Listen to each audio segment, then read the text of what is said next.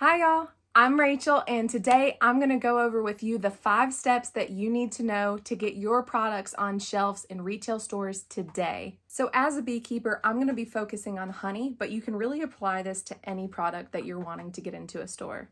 So let's get into it. So maybe you produced so much honey this year that you couldn't possibly consume it. Maybe you don't like honey and you just got the bees as a hobby or for pollination. Maybe you just want a little extra cash.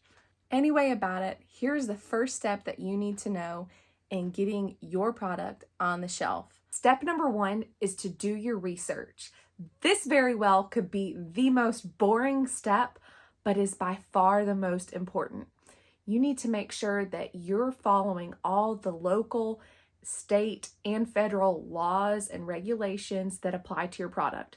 When that comes to honey, what I would suggest doing is typing into your search engine, Department of Agriculture, selling honey, and the results that pop up are pretty much going to lead you to your Department of Agriculture where you can contact them directly to figure out what it is that you need to do, whether that be labeling requirements or a certified kitchen.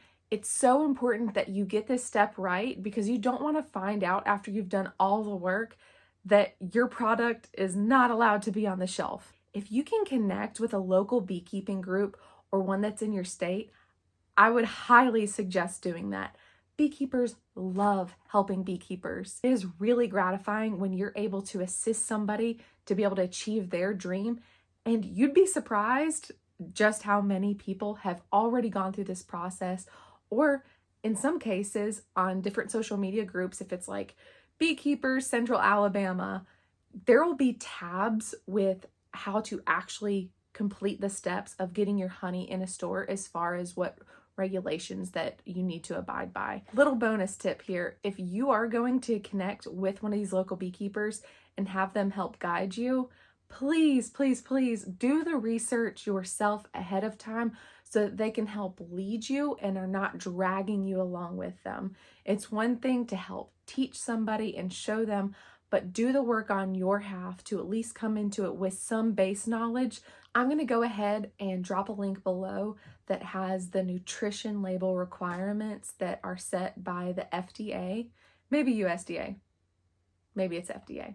Either way, it's going to be down in the description so that you're able to access that specifically for honey to know what you need to have on your nutrition label. Step number 2, always have your product and pricing ready to go. Now, pricing could be a video of its own, but really what it comes down to is what is the market going to support where you're trying to sell, and what do you feel your item is worth? You're going to need to find a happy medium between those two. Keep in mind at a retail store, there's typically a 30% markup. So if you were to go into a store you're wanting to sell in today and see a similar product at $14, it was likely sold at wholesale for $10.75. Go ahead and have your product ready to go and be able to fulfill. Don't just have stockpiled what you think you can get in the store today. Know whether you're going to be using glass or plastic. Check out this video right here if you want to know my opinions on that. The next step that you'll need to decide on is how you're going to sell your product. Is that going to be in pack quantities? Is that going to be, singular, one by one? You need to know this ahead of time because that will be an important question that you need to relay to that retail store owner or purchaser. But at a certain point, your raw honey will start to crystallize. You need to know how you're going to handle that and how you're going to communicate that to that manager or purchaser. Are you going to swap those items out? Is it once it's on the shelf, it's on the shelf? One thing that we do is swap out crystallized honey as an added benefit and kind of a motivator for the retail owners to be able to be willing to put our product on the shelf. They know that they're going to have a product that looks good, that a customer wants, and that they can sell and don't need to worry about anything going bad. Now, I know. Honey doesn't go bad. Crystallized honey is not bad. But that's a hard message to communicate to everyone who walks through that store and looks at a bottle of honey and thinks that it's sugared up. Trust me on that. Sometimes it's just easier to swap it out. You also need to know if your product is seasonal. So with honey, we get this big influx as beekeepers.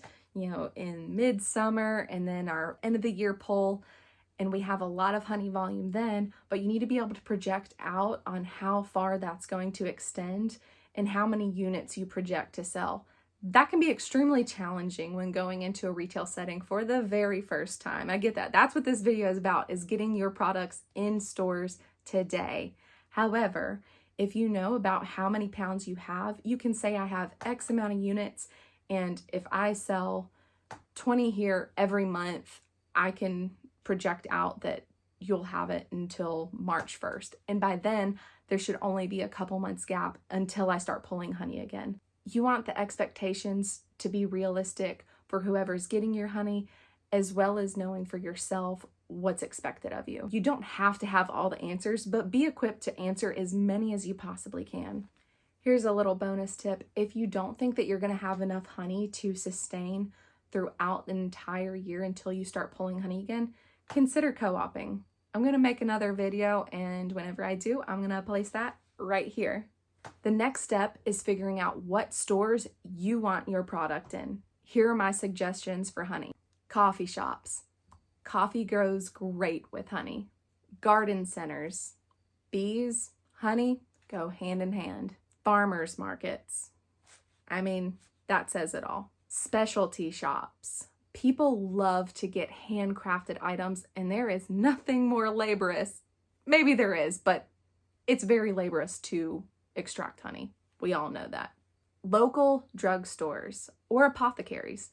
People like to use honey as a natural remedy for things like sore throats or allergies, and it's a great place where people frequently will be going for some sort of ailment and may want to consider purchasing your honey. Delis and sandwich shops.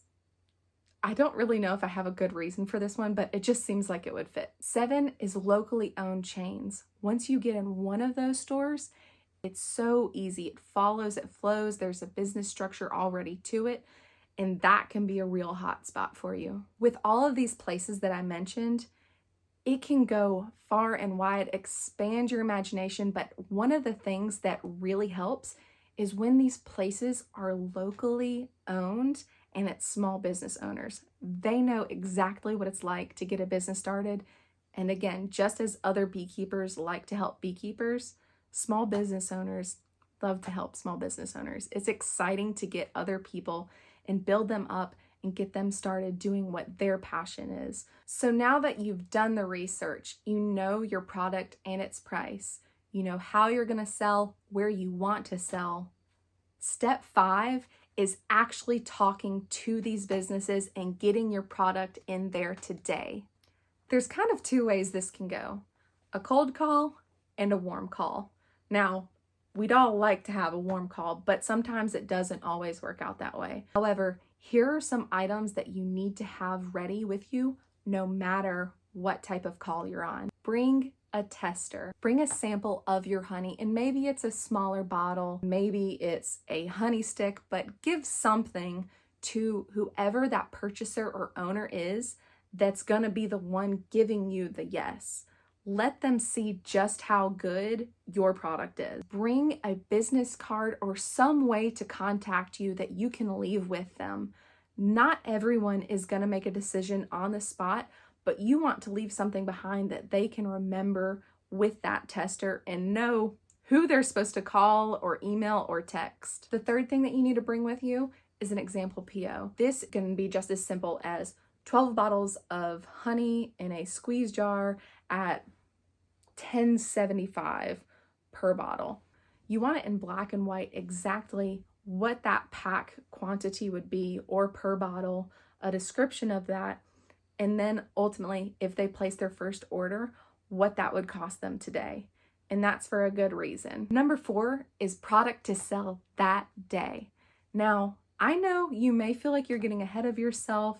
You don't want to count your chickens before your eggs hatch, but more times than not, whenever I've gone into a new retail store, they've asked for product at that time.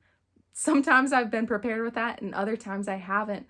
But if you can go ahead and get your product in the store today, that's what you should do. If you have a cold call, it can be a lot more uncomfortable, but make sure you get that individual's name, both the person who you spoke with at that time and also who that manager or purchaser is that should be receiving your product, the PO, the tester, all of that, because you want to be able to follow up in a couple of days. But don't worry, I know your honey is really good and you're not going to have any issues at all. At this point, you're all ready to go. You are going to get your honey, your product in the stores today. But let me leave you with this last bonus tip. When you go to approach that retail store, make sure you do not go at a busy time. There is nothing worse than working in retail and having your hair on fire, running around, and having somebody trying to sell you something. Try to pick a Monday, midday if you can, if you have the flexibility. I understand that a lot of us have full-time jobs where that's not always necessarily possible. Type in on Google. Usually it'll show the hours in which they're busy, because your initial interaction with that purchaser, you want it to be a good one. You don't want them to feel stressed or torn away. You'd like their undivided attention. Give yourself the best opportunity to make a good impression and not seem like a nuisance to them. I have a lot of confidence that this is going to go really great for you. I promise. I know it's scary. I know it can be hard to put yourself out there. Trying to get yourself started with something new or in a new venture and putting your honey out there can be really exciting though, and grasp onto that. You have a great product and it will sell. You just need to find that right store. If you're looking for the best way to make your retail sales grow that work, check out my video here. Thank you so much for joining me on my channel today. If you got value out of this video, please like, comment, and subscribe. I reply to all comments, and if you have anything else that you'd like to add, I'd love to hear your thoughts below. And remember, in a world where you can be anything, y'all be kind. Thank you. Thank you for joining my YouTube channel. Just like you should join my YouTube channel by subscribing and following, ringing that notification bell. Like, comment, subscribe, smash that follow button. And ring that notification bell so you never miss an upload from Y'all Be Kind. Or Spot. Yeah, or Spot.